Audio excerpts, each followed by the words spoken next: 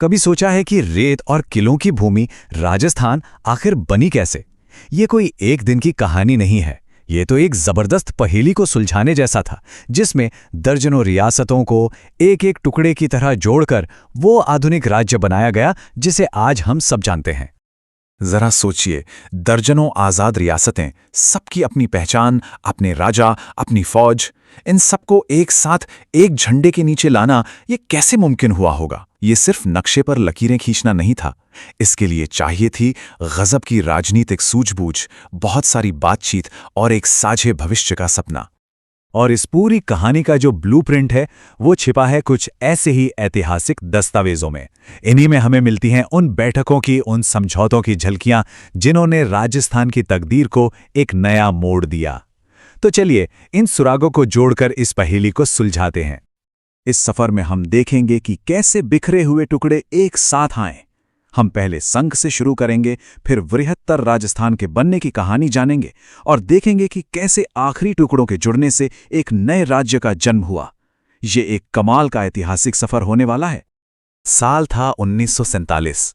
भारत आजाद हो चुका था, लेकिन हवा में एक सवाल तैर रहा था। राजपुताना, जैसा कि तब इसे जानते थे, वो कई रियासतों का एक गुलदस्ता था और हर शासक के सामने एक ही बड़ा सवाल था, भारत में शामिल हों या अपना अलग रास्ता चुनें।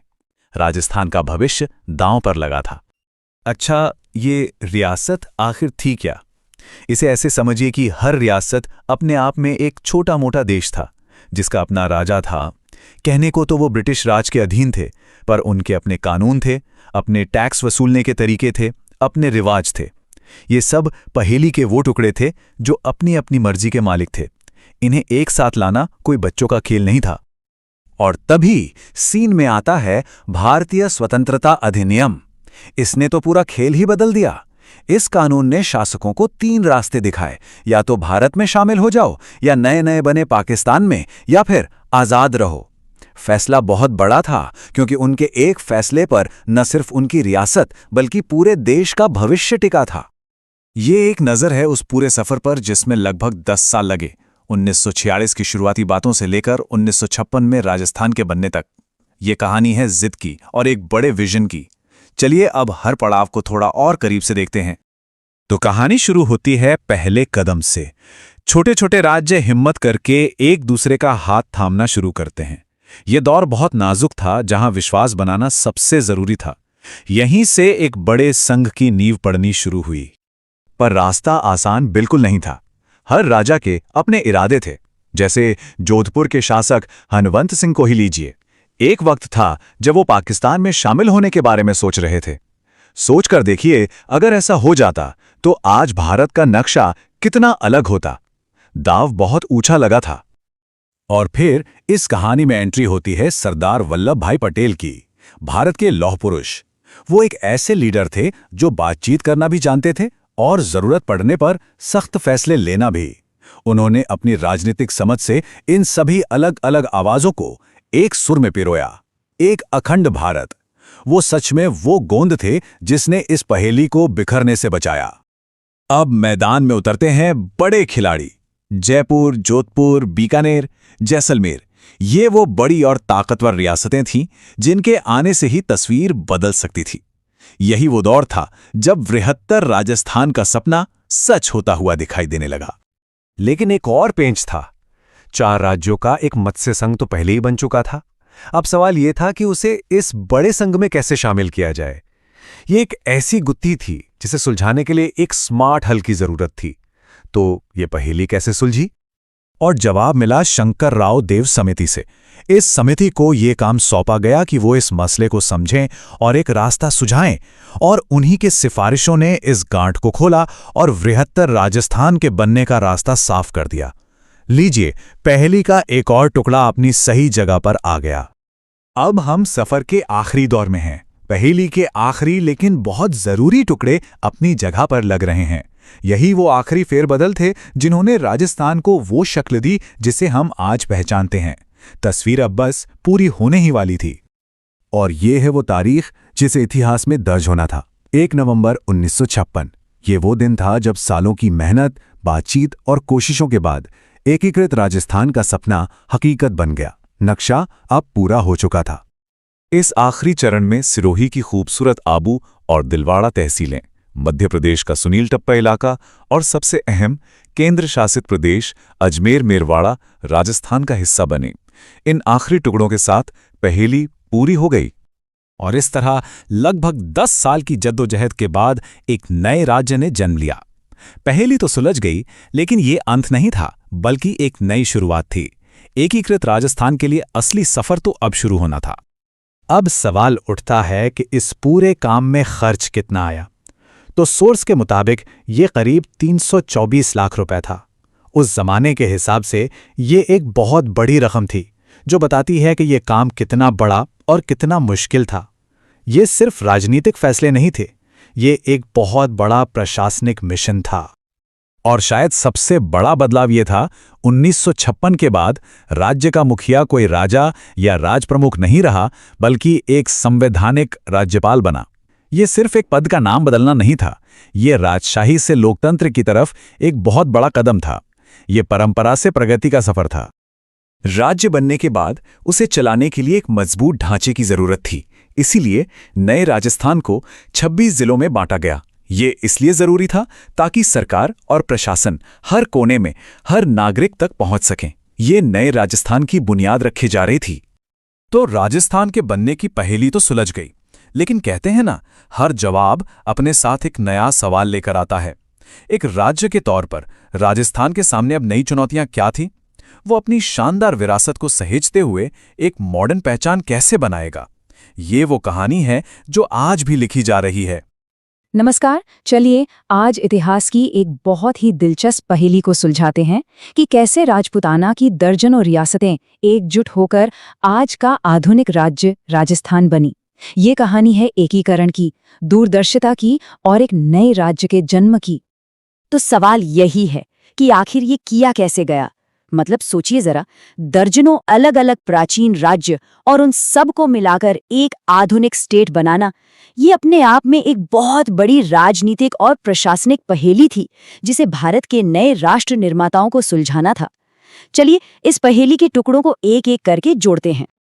और इस पहेली को सुलझाने के लिए जो हमारे पास सुराग है ना, वो छिपे हैं इन्हीं ऐतिहासिक दस्तावेजों और तथ्यों में। ये सिर्फ तारीखें और नाम नहीं हैं, बल्कि ये एक राष्ट्र के जन्म की पूरी कहानी बयान करते हैं। तो इस सफर को समझने के लिए हम इन पड़ावों से होकर गुजरेंगे। हम देखेंगे कि कैसे अलग अलग राज्यों की भूमि से बात शुरू हुई, फिर कैसे पहले छोटे छोटे संघ बने और आखिर में कैसे एक नया राज्य राजस्थान अपने वजूद में आया। तो चलिए कहानी की शुरुआत करते हैं साल 1947 से, जब भारत आज़ाद हो रहा था। ये उम्मीद का तो समय था, पर साथ ही एक बहुत बड़ी चुनौती भी सामने खड़ी थी, खासकर राजपूताना के लिए, जो कई रियासतों में बटा हुआ था। अच्छा, ये जो टाइमलाइन है, ये हमें पूरी प्रक्रिया का एक मोटा मोटा अंदाजा देती है। मतलब साफ है, ये कोई रातों रात हुआ काम नहीं था। ये तो एक दशक तक चली, एक सोची समझी और बहुत सधी हुई प्रक्रिया थी। इस पूरी कहानी के केंद्र में है भारतीय स्वतंत्रता अधिनियम 1947। देखिए, इसने रियासतों के सामने 3 रास्ते रखे, जिसने इस पूरे एकीकरण को ना कोई जबरदस्ती का काम नहीं, बल्कि बातचीत, सूझबूझ और मनाने की एक बहुत ही पेचीदा प्रक्रिया बना दिया। और हाँ, ये काम बिल्कुल भी आसान नहीं था। जोधपुर के राजा हनुमंत सिंह जैसे जो शक्तिशाली शासक थे, वो तो शुरू में आज़ाद ही रहना चाहते थे।